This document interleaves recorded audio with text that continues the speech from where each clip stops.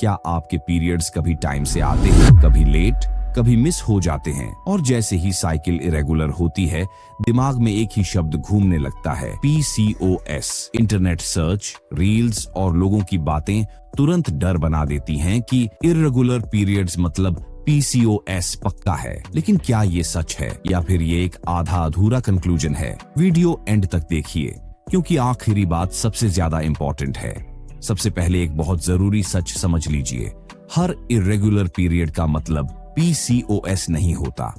PCOS एक common reason हो सकता है, लेकिन ये एकमात्र रीजन नहीं है। तो पहले समझते हैं इरेगुलर पीरियड्स का मतलब क्या होता है। नॉर्मल मेंस्ट्रुअल साइकिल आमतौर पर 21 से 35 दिन के बीच होती है।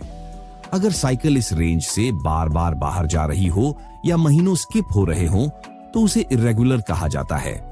अब समझते हैं PCOS क्या है। PCOS यानी पॉलीसिस्टिक ओवरी सिंड्रोम एक हार्मोनल कंडीशन है जिसमें ओव्यूलेशन रेगुलरली नहीं होता। इस वजह से पीरियड्स लेट हो सकते हैं या कभी-कभी एब्सेंट भी हो सकते हैं। इसके साथ कुछ और साइंस भी दिख सकते हैं, जैसे acne, access facial hair, weight gain, hair fall या कंसीविंग में डिफिकल्टी। लेकिन यहाँ एक बहुत इंपॉर्टेंट बात है, सिर्फ पीरियड्स इरेगुलर होना PCOS डायग्नोज करने के लिए इनफ नहीं है।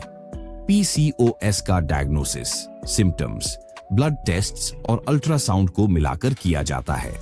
अब बात करते हैं PCOS के अलावा इरेगुलर पीरियड्स के कॉमन रीजंस की।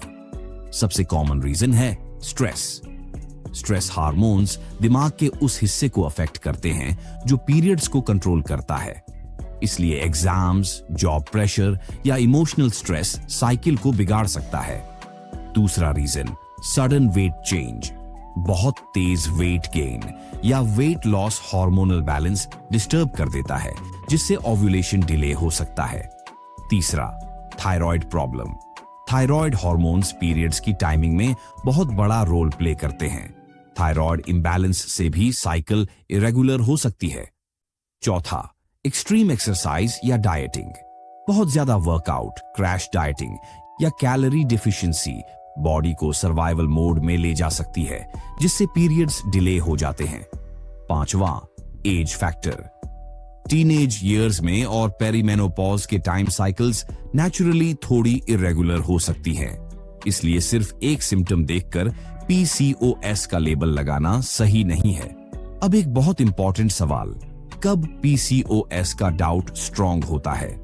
जब इरेगुलर पीरियड्स के साथ ये सिम्टम्स भी हों, बार बार acne, excess hair growth, weight control में डिफिकल्टी या अल्ट्रासाउंड में सिस्टिक ओवरीज, तब PCOS की पॉसिबिलिटी ज्यादा होती है। ऐसी सिचुएशन में डॉक्टर से कंसल्ट करना और प्रॉपर टेस्ट्स करवाना जरूरी होता है।